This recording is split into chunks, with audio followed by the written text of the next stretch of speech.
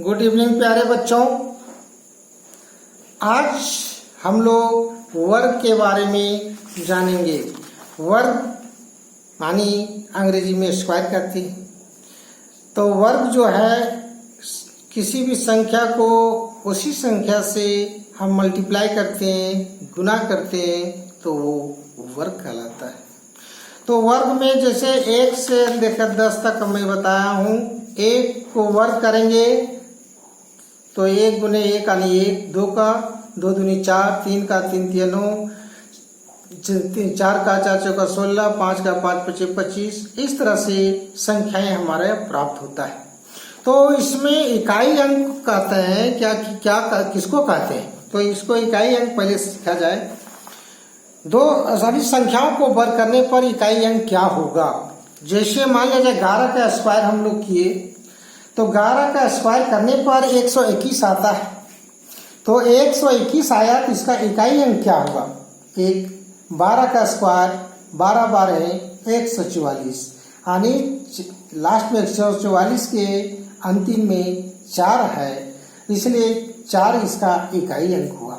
इसी तरह से किसी भी संख्या को हम लोग वर्ग करेंगे और जो अंत में रहेगा उसी को हम इकाई अंक कहेंगे। ठीक है बच्चों। अब हम लोग चलते हैं, बहुत सी संख्या है उसको देख लेना। जितने क्रमागत विषम संख्याओं का योग प्राप्त होता है उस संख्या के वर्ग के बराबर होता है। यानी जितने संख्या पूछा है, जैसे मान लिया जाए 1 से जोड़ेंगे 1 जोड़ 2 3 जोड़ 5 जोड़ 7 जोड़ 9, इन सबों को जोड़ेंगे तो हमारा 25 प्राप्त होता है। तो यहाँ संख्या क्या हुआ? 1 3 5 7 9 यानी 5 संख्या हुआ, यानी 5 का स्क्वायर होगा, यानी 5 पचे 25। इस तरह से जितना भी संख्या हम बढ़ते जाएंगे उतना संख्या का वर्ग हो जाएगा। यहाँ 5 को संख्या था 1 3 5 7 9, तो 5 का स्क्वायर किए। इसी तरह से जो भी चलेंगे, अगर और 2 ठो बढ़ जाते यानी 11 और 13, उसका जोड़ हो जाता हमारा 49, तो संख्या हो जाता हमारा 7। तो 7 का 7 सते 49। तो इस तरह से हमारा होता है। आगे चलते हैं बच्चों।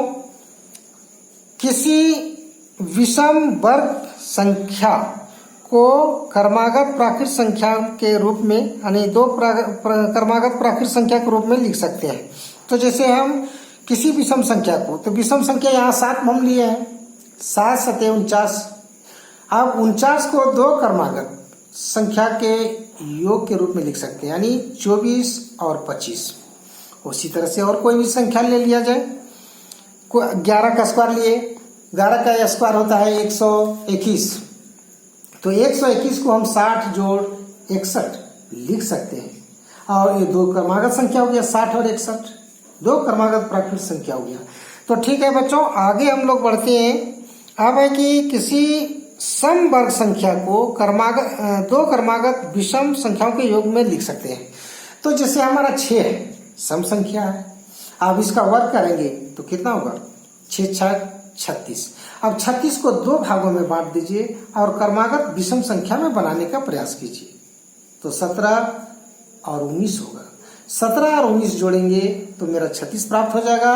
और ये 17 और 19 2 क्रमागत विषम पूर्णांक है। विषम पूर्णांक कहिए चाहे विषम प्राकृत संख्या कहिए, ये दोनों है। अब है कि 2 क्रमागत विषम संख्याओं का गुणनफल उनके बीच की संख्या के वर्ग से 1 कम होता है। जैसे यानी 2 क्रमागत विषम संख्या लेते हैं, जैसे हम लिए यहाँ 7 और 9। तो 7 और 9 को गुना करने पर मेरा कितना आता है गुणनफल? 63 आता है। तो 63 यानी 63 आता है। आप उसको हम उसका बीच का एक संख्या लेते हैं, 7 और 9 के बीच, तो 8 होता है। तो 8 का स्क्वायर में 1 कम कर देना होगा। 8 का स्क्वायर हुआ 8 8 64, -1 कर दीजिए, घटाओ 1 कर दीजिए, तो 64 में 1 जाएगा तो 63 बचेगा। यानी तो ये समझ गए, 2 क्रमागत विषम संख्याओं का गुणनफल उसके बीच की संख्या यानी जो संख्या बीच होगा 7 और 9 बीच, इसीलिए बीच का संख्या 8 हुआ।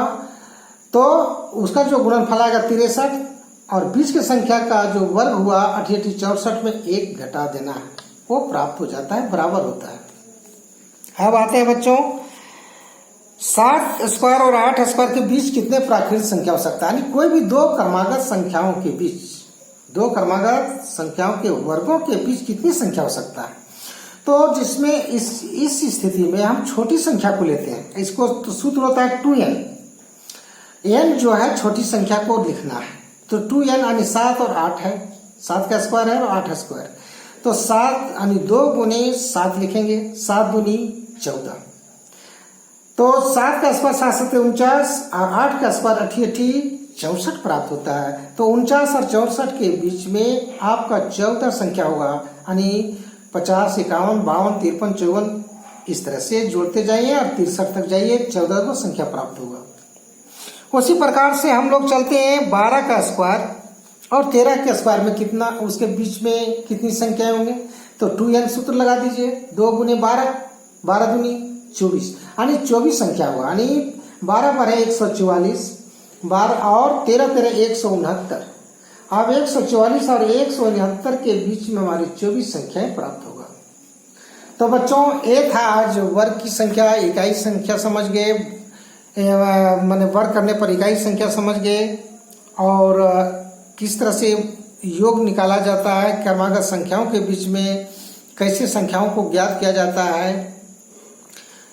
तो इस तरह से मेरा वीडियो को देखें, 2-3 बार देखेंगे तो बहुत कुछ प्राप्त हो जाएगा बच्चों, और देखते रहिए, प्रतिदिन कुछ ना कुछ जरूर मिलेगा।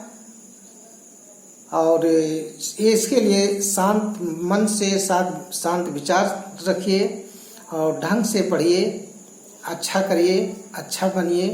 धन्यवाद।